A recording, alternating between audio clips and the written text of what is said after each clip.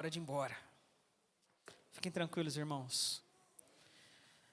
Mas o que eu digo é: abra o seu coração, abra o seu coração, abra os seus ouvidos também.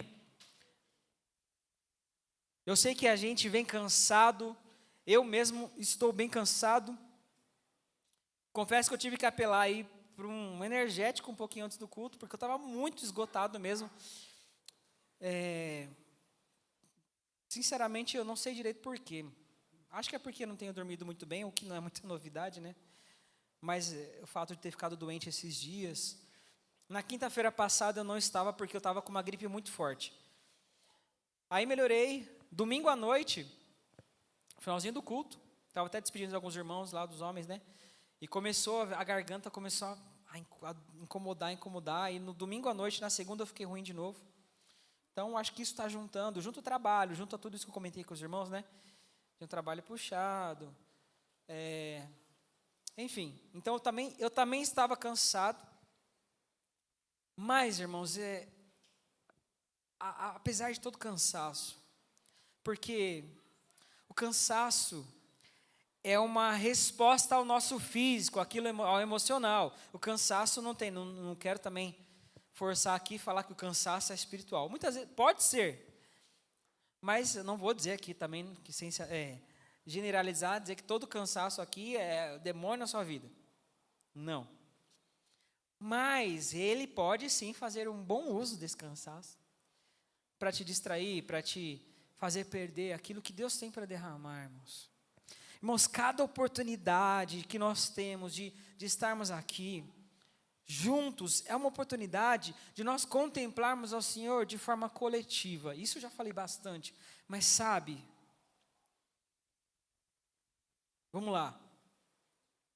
Irmã Renildes, por exemplo, a irmã Renildes vem de uma raiz pentecostal, Assembleia de Deus.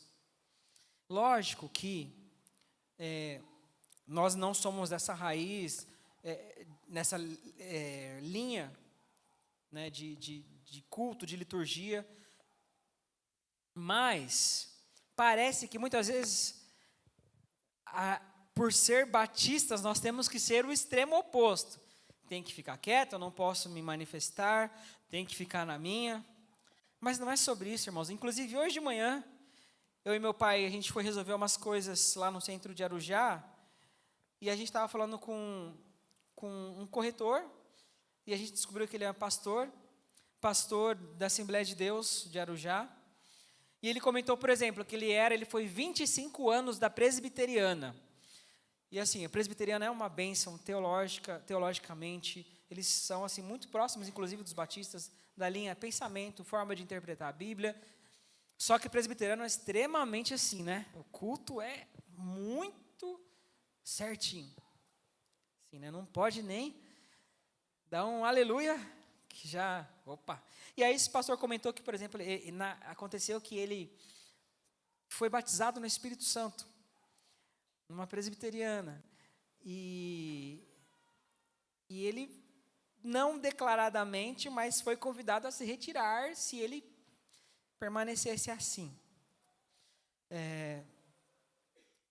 E aqui a minha ideia não é criticar a presbiteriana, até porque eu tenho amigos de presbiteriana, familiares de presbiteriana, e eu tenho maior amor, respeito, mas eu só estou dizendo tudo isso e toda essa volta, porque conversando então, seguindo a conversa que nós tivemos com esse pastor, meu pai comentou, nós somos batistas, né? E por muito tempo, batistas negligenciaram de fato, assim, não negligenciaram, mas não deram tanta voz ao Espírito Santo, ao mover do Espírito Santo. Mas aí meu pai falou, mas na nossa igreja nós temos começado a perceber e nos mover em direção a ouvir totalmente a voz do Espírito Santo. E esse pastor falou, mas é de fato, não tem como nós vivermos o Evangelho sem viver do Espírito Santo, sem ouvi-lo, sem depender, sem obedecer. E, portanto, irmãos, o que eu estou dizendo é, nós precisamos ter o maior orgulho, não de sermos da PIBJC, não de sermos crentes, não de sermos batistas, não de sermos de Itaquá, não de sermos de qualquer canto. O nosso orgulho e motivo de honra e alegria é sermos povo de Deus. E aí, eu vou fazer uma pergunta que, lógico que, provavelmente a maioria dos irmãos, se não todos, vão levantar a mão, mas vamos lá. Se você se considera parte, ou se você se considera integrante do reino de Deus, levante a sua mão. Amém. E amém. É lógico que era o que a maioria, pelo menos, é o que nós esperamos. E amém. Aqui não é para lançar dúvida. Mas ao contrário, se nós somos povo de Deus, nós temos um general vencedor. Nós temos um rei, rei dos reis, como a razão, como o líder, como o comandante da nossa vida e da nossa fé. E a palavra de Deus diz que Ele habita em meio aos louvores. A palavra de Deus diz que o Senhor habita quando o povo se reúne em seu nome. Irmãos, em que momento será que na sua vida aí você se perdeu nesse caminho? Em que momento da sua caminhada com o Senhor, nessa igreja, por exemplo, você esqueceu que o Senhor habita em meio aos louvores? Em que momento você se esqueceu que o Senhor habita quando as pessoas estão reunidas em seu nome? 2 ou 3, ou mais. Por que eu estou perguntando isso? Porque, irmãos, não faz sentido, não tem lógica. Matematicamente falando, não tem lógica, não há sentido. Se você tem a consciência de que Deus habita em meio aos louvores, e nós estamos louvando, e o seu coração, de repente, não estar maravilhado, o seu coração não estar queimando pela presença de Deus, ou, de repente, nós estamos como igreja reunidas e você não percebe, ou você se distrai com tudo quanto é coisa. Irmãos, se é para ser igreja assim, é melhor não ser igreja. Se é para ser uma igreja, ou se é para ser um cristão que não percebe a presença de Deus, não faz sentido, melhor não ser igreja. E eu não estou falando de sentir. Porque eu senti o meu coração um calor e eu me emocionei. Irmãos, não é sobre isso. É sobre ter a consciência racional. Bom, estou na igreja. Eu tenho que crer que 2 ou 3 ou mais estão reunidos em nome do Senhor. Nós estamos aqui num grupo que eu espero que desse grupo todo, pelo menos 2 ou 3 ou mais. Na verdade, assim, lógico que o Senhor não está sendo literal, né? Na Bíblia, não é porque se tiver um, Deus não vai estar. Mas enfim. Mas estou na igreja, estou reunido na igreja, estou louvando. Eu tenho que ter a consciência, é racional, irmão, não é sentir, chorei, tocou meu coração. Não, é racional. Da mesma forma, Bia, que a Júlia está do seu lado, racionalmente, você percebe que ela está. É entender que Deus está, independente de você estar sentindo uma emoção ou não, porque de fato, às vezes Deus vai tocar seu coração. Ou aí, às vezes Deus está tocando, quebrantando o coração da pessoa, está do seu lado, a pessoa está lá, de repente assim, nossa, louvando e tal. Aí você fala, nossa, mas eu não estou sentindo isso, então Deus não está me tocando. Deus não está. A presença de Deus não está me tocando. Irmãos, às vezes, por favor, não estou dizendo que é o caso, mas às vezes você está lá morrendo de inveja santa, porque a pessoa do seu lado está quebrantada, sendo que na verdade a pessoa está lá pedindo perdão porque pecou pra caramba e o Senhor tocou no coração dela, ela está torta, com a vida torta, mas está querendo se consertar e está se quebrantando por isso. Nós precisamos ter a racionalidade, consciência de que Deus habita, sabe? E aí quando você tem essa consciência, tudo muda. Se você vem para a igreja com essa consciência, muda. Façam esse teste a partir de agora, mas não só hoje, a partir de hoje. Esteja na igreja crendo, acreditando e tendo noção e consciência de que Deus habita aqui, de que Ele está.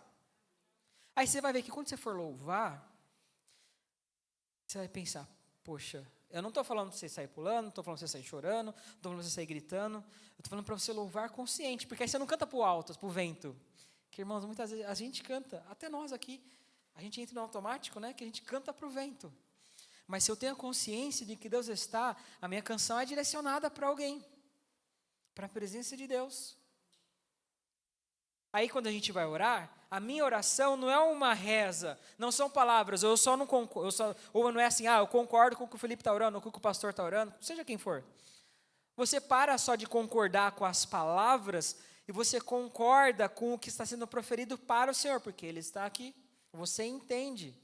Aí quando você ouve a palavra no compartilhar, tendo a consciência de que Deus está, por mais falho que eu possa ser, por exemplo, eu, Felipe, de estar compartilhando com os irmãos, e há falha em mim, mas você pode crer que a graça e misericórdia e amor de Deus por sua vida vai gerar fruto no seu coração, porque Ele está e Ele pode tocar o seu coração, mesmo que você não sinta nada. Mas é uma decisão. Decisão, irmãos. É isso que a palavra diz, um culto racional. Ofereçamos um culto racional a Deus. Então, num culto dos nossos irmãos pentecostais, onde há aquele clamor, aquele fervor, Deus habita. Desde que naquele fervor haja uma consciência de coração de que a presença de Deus está e de que tudo que é feito é para o Senhor. E a mesma presença habita nesta igreja, que não é na mesma linha de liturgia. E a mesma presença habita com os nossos irmãos presbiterianos.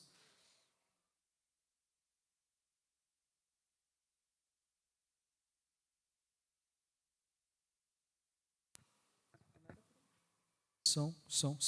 A presença de Deus habita no meio do seu povo. A presença de Deus habita no meio do seu povo. Então, se nós somos povo de Deus, fazemos parte do reino de Deus, honra é para uma pessoa poder falar com um rei. De verdade. Eu gosto muito, o Fernandinho até sabe, mas algumas pessoas sabem também, eu gosto muito aquele filme, gosto muito, esqueci o nome, As Crônicas de Nárnia. Gosto pra caramba, né? Esqueci o nome. Não. Eu gosto muito das Crônicas de Nárnia, irmãos. E, inclusive, os meus filhos aprenderam a gostar, e eu consegui muitas vezes aplicar a palavra de Deus, ensinando para os meus filhos, por causa do paralelo das Crônicas de Nárnia. E é legal, não sei quantos conhecem, são uma trilogia, mas é legal porque a presença do personagem mais forte, que é o Aslan, que é um leão, é uma presença imponente, poderosa, mas eles conseguiram passar de uma forma muito legal, tanto no livro quanto no filme, que é uma presença agradável. Fica muito evidente que quando o Aslan, que é um leão, né, que é o chefão de tudo, ele está presente, há uma certa segurança que sem ele não há. Há uma admiração, é uma série de coisas. Admiração, é uma segurança, é um ânimo de novo quando estava perdendo a batalha. E a presença dele é assim, algo muito desejado.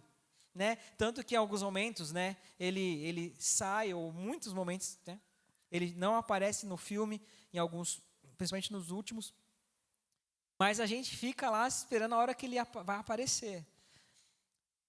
Nós que estamos assistindo, imagina. E aí, irmãos, é a mesma forma. Nós deveríamos ter essa expectativa pela presença de Deus. Porque se você tem consciência, é até legal que tem uma cena que o Aslan está lá dentro tem um acampamento dos soldados, enfim, da turma lá, e ele não está no meio das pessoas lá, dos narnianos. Ele está lá dentro da tenda dele. Mas o fato de saber que ele está lá, já deixa todo mundo muito mais seguro. Tem uma cena, acho que é no primeiro filme, que a inimiga lá, né, enfim, ela entra nesse acampamento para afrontar o próprio Aslan, mas isso não amedronta ninguém, nem o próprio Aslan. Eles se sentem seguros porque Aslan está lá. E é um paralelo cristão, tá, irmãos? Esse livro foi escrito justamente para que as crianças entendessem o que é o sacrifício de Jesus por nós e tal, enfim. Mas a questão é, há um desejo de estar na presença de Aslan, e há uma segurança quando Aslan está. Irmãos, nós devemos ter um desejo de estar, ou de ter a presença de Deus conosco, e saber que Ele está. Mesmo que a situação para nós não seja tão legal. Mas é aí que está a diferença de ser cristão. Jesus não disse em momento algum que as coisas seriam melhores. Não disse, irmãos, não existe em nenhum lugar na Bíblia que a gente vai prosperar. Você vai prosperar. Não existe nenhum lugar na Bíblia que todas as coisas vão dar certo para você. Até porque isso não é relevante. Nada é tão precioso e tão belo quanto um Jesus que diz: eis que estarei convosco todos os dias até a consumação dos séculos. Essa é a nossa diferença, irmãos. Não é porque nós somos melhores, cristãos não são melhores. A diferença é que nós temos, ou deveríamos, ou não, cristão de verdade tem paz por saber que Deus está. Deus está no barco. Só que nós só vamos conseguir desfrutar dessa paz quando nós descobrirmos a verdadeira beleza que há em Cristo. A verdadeira beleza que há em Jesus.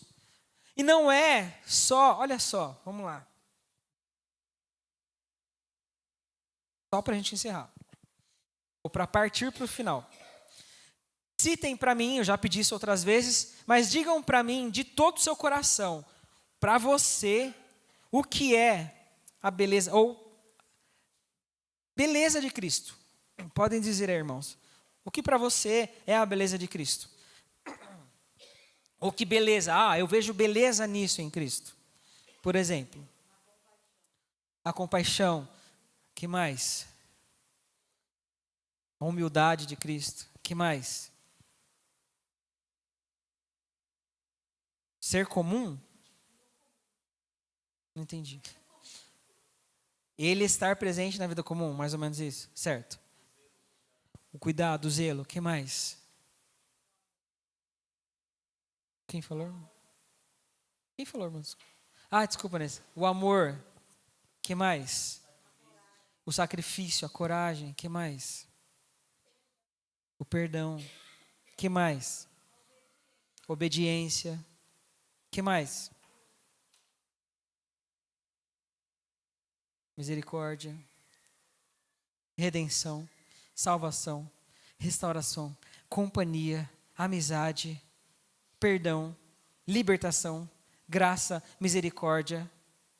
Eu vejo beleza na majestade de Cristo, na soberania de Deus. Irmãos, a gente precisa, para descobrir a verdadeira beleza de Cristo, é muito mais profundo do que tudo isso que nós falamos. Mas é primeiro preciso perceber tudo isso que nós citamos, tem que estar na nossa mente sempre. Sempre. Porque nos traz segurança, irmãos. Quando Jesus Cristo é só a sua religião, você vai para o inferno. Quando Jesus Cristo só é algo que eu sei quem é, porque eu conheço a Bíblia, porque eu vou para a igreja, isso não muda a sua vida, isso não te leva para o céu. Não é porque você vem, porque você conhece, você vai para o inferno. O que nos leva, nos garante a salvação e sermos reino, povo de Deus, é arrependimento e entrega também, mas é caminhar sabendo que Ele está presente todos os dias e saber as características, irmãos. Irmãos, você tem que ter isso cravado no seu coração. Quem é Jesus? Maravilhoso, conselheiro, Deus forte para eternidade. Tudo bem, o que mais? Salvador, Redentor, eu vejo beleza em Cristo porque Ele é humilde, porque Ele é manso, porque Ele é zeloso, porque Ele é forte, porque Ele é general de guerra, porque Ele é o grande eu sou. Irmãos, se você não tem isso cravado no seu coração, qual é o problema? Muitos. Na luta, ou se alguém te ofendeu, você já fica dodói. Esquece que Ele é cura e Ele é justo juiz, se você se sentiu justiçado. Mas se você não lembra, não sabe quem Deus é, nas diversas situações da sua vida, você falha. Porque você não tem segurança. Porque você não sabe as características de um pai que cuida e guarda dos seus filhos. Se você está triste porque perdeu alguém na sua família ou na sua vida, e você não tem consciência de que Ele é presente, de quem Ele é, você pode desmoronar. Porque você esquece que Ele é consolo e paz em meio à dor. Se você já fez de tudo para sair da vida difícil, da vida medíocre que você leva, seja emocionalmente, seja financeiramente, seja sentimentalmente, e você não sabe quem Deus é, quem Jesus é, se você não contempla a beleza de Jesus, você pira. Porque você se esquece que Ele é quem traça os nossos dias, é Ele quem traz provisão, é Ele quem cuida das feridas do nosso coração, é Ele que, enfim. Se nós não vemos beleza em Cristo, nós não somos cristãos. Você pode ser simpatizante do Evangelho, mas a verdadeira beleza de Cristo ainda é mais do que isso. Ainda é mais. A verdadeira beleza de Cristo você não consegue nem expressar. Tudo que você consegue é como nós cantamos, é ficar maravilhado e se render. Irmãos, a passagem, aliás, diversas passagens da Bíblia de pessoas tão simples quanto eu e você, que não eram pessoas, autoridades, nada, pessoas comuns. Quantas passagens, eu espero que de repente vai indo na sua mente aí, de pessoas que tiveram um encontro com Jesus e se derramaram, lavaram os pés de Jesus com os cabelos e com lágrimas, derramaram, quebraram perfume caro aos pés de Jesus. Pessoas que largaram tudo, devolveram em dobro, como Zaqueu. Quantas pessoas, irmãos, é sobre isso. Essas pessoas viram uma beleza muito além do Jesus humilde, do Jesus cuidador, do Jesus manso. Porque isso todas as pessoas que podem ver. A beleza que você precisa buscar em Cristo é mais profundo. É a beleza de quem se relaciona. É a beleza que Paulo viu. É a beleza que os discípulos viram. Serem perseguidos e mortos de forma cruel. É a beleza que muitos homens até hoje, irmãos, embora as notícias estejam muito fortes por causa de tudo que nós estamos vivendo no nosso país, existem, eu não sei se alguém já viu, mas existem ainda hoje, atualmente, cristãos sendo mortos porque professam a fé em Cristo. Mortos de forma cruel. Decapitados, por exemplo. Aí, a questão é, o que eles viram para toparem ser mortos de forma cruel? O que eles viram que vale muito mais do que a própria vida? Essa é a beleza que você precisa buscar, irmão. Ah, mas se eu buscar essa beleza, eu posso ser morto. Pode. Mas você não tem que ter medo de buscar o Senhor por aquilo que vai acontecer. Porque pior do que ser morto contemplando a beleza de Cristo é não morrer, mas não contemplar a beleza de Cristo. Essas pessoas sabem que a morte é só um passaporte rápido para a presença do Aslan, do grande general. Poder vê-lo de perto. Agora nós vamos encerrar. Abram a Bíblia em Gálatas 6, capítulo 6, 14.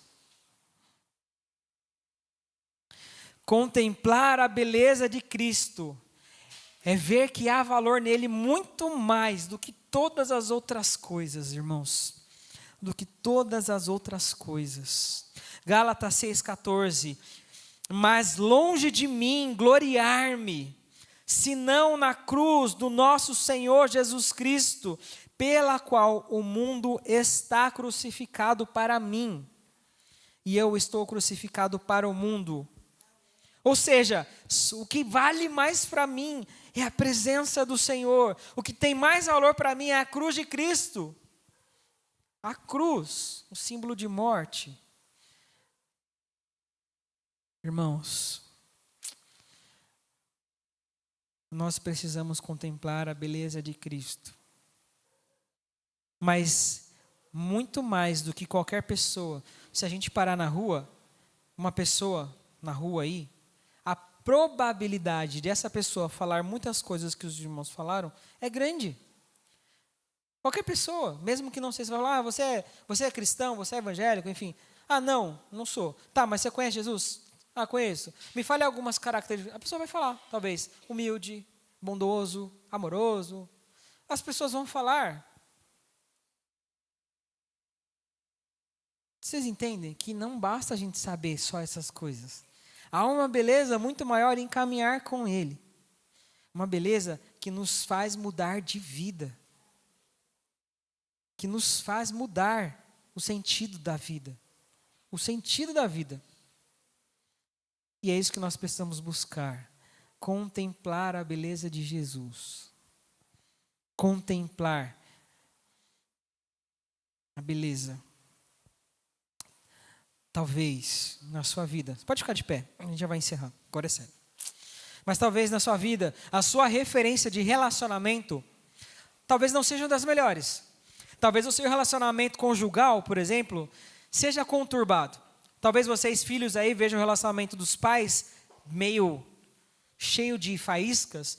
E para você, um relacionamento íntimo, assim, de proximidade, não seja talvez a maior referência. Então, talvez na sua casa, na sua família, a expressão ou a ideia de relacionamento pode ser meio destruída. E talvez isso a gente associe ao meu relacionamento com Deus. Parece que dá medo de dar um passo a mais. E mesmo sabendo que Deus não fala e não erra, dá um medo de ir no nível mais profundo de conhecimento e caminhada com Ele. Mas Jesus veio estabelecer o seu reino. Ele veio, deu início no seu reinado. Ele morreu, ressuscitou. E o seu reinado durará para sempre. O reinado de Cristo durará para todo sempre. Não tem fim e não vai ser destruído. E Ele veio para trazer de volta todas as coisas à origem do que foi criado. Então, a origem de um relacionamento começa com Cristo, porque é puro, onde não há maldade, onde não há traição, onde não há engano, onde não há feridas, onde não há interesses pessoais. Não tenha medo de ter um relacionamento com Cristo real. Mesmo que a sua referência de relacionamento familiar, por exemplo, não seja boa. Nós precisamos contemplar a beleza de Cristo, mas isso só será possível se você decidir, é uma decisão. Não é sentir, é decidir caminhar com Ele. Dia a dia. Ouvindo o Espírito Santo, Ele sopra aos pouquinhos. Não faz isso, não vai por aí. Não, olha, faz isso. Olha, não, pede oração ou ora. Enfim, várias coisas. Não vai por aí, não faz isso, não escolhe isso. Busca minha palavra. Irmãos, olha, preciso terminar. Mas, você já não é possível, eu acredito que muito mais pessoas tiveram essa mesma sensação. Às vezes você está lá num dia comum. Às vezes até um dia difícil, sabe? Já aconteceu com vocês? Do nada, assim, mas do nada, vai ler a Bíblia. Já aconteceu do nada, você está, sei lá, indo para o banheiro, aí vem, vai ler a Bíblia, ou sei lá, ora. Irmãos, já aconteceu, é muito... Espírito Santo, só faz, tá bom. Nem que for um versículo pequenininho, mas faça. Talvez aquele versículo vai ser o comecinho do combustível do Senhor para incendiar o seu coração. É isso, vamos caminhar assim, porque de pouquinho em pouquinho que nós ouvimos o Espírito Santo, nós vamos contemplar a beleza de Cristo que o mundo não conhece. Vamos orar. Senhor, em nome de Jesus, fala mais, Pai. Como a Tua palavra é viva e eficaz, que ela gere fruto no coração de cada um dos meus irmãos que estão aqui, daqueles que estão assistindo, daqueles que assistirão. E que a gente seja uma igreja que contempla o Senhor e a sua beleza, não apenas a beleza que o mundo vê, que de fato o Senhor tem, mas a beleza daqueles que te conhecem, a beleza daqueles que olham para o Senhor e ficam maravilhados, e que não há palavras para expressar quem o Senhor é. Jesus, reaviva o nosso coração.